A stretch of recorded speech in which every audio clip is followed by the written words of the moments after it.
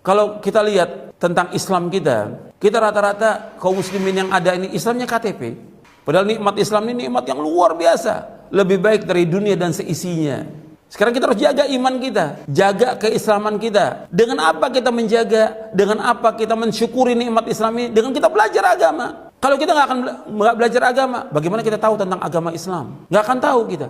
Dan kita ingat bahwa Allah setiap hari memberikan waktu kepada kita 24 jam. 24 jam Allah berikan waktu kepada kita. 1440 menit.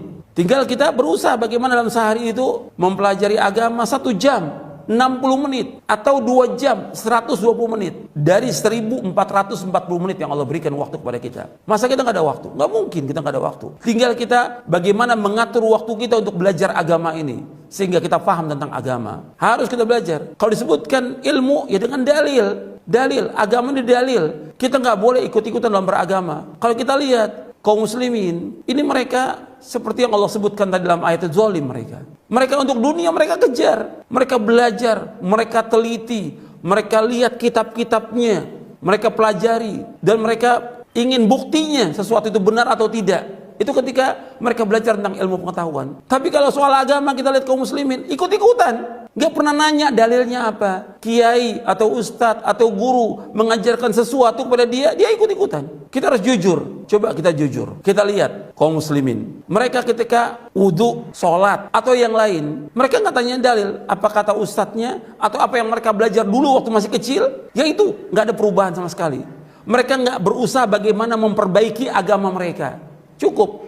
Tapi kalau ilmu pengetahuan, mereka buka kitabnya, mereka rujuk dan segala macam. Artinya mereka rujuk dari kitab-kitab benar atau tidak gitu.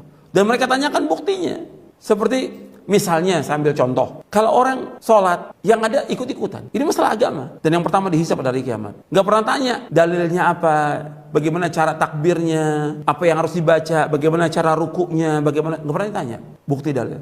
Coba lihat, kalau mereka jual beli mobil umpamanya atau motor, mereka tanya nggak surat-suratnya? Ditanya. Jual beli tanah, tanya suratnya asli atau tidak, palsu atau tidak, ditanya dengan detail oleh dia. Nggak mau mereka tertipu. Tapi soal agama mereka nggak tanya, ikut-ikutan aja. Mesti kan tanya dalilnya mana.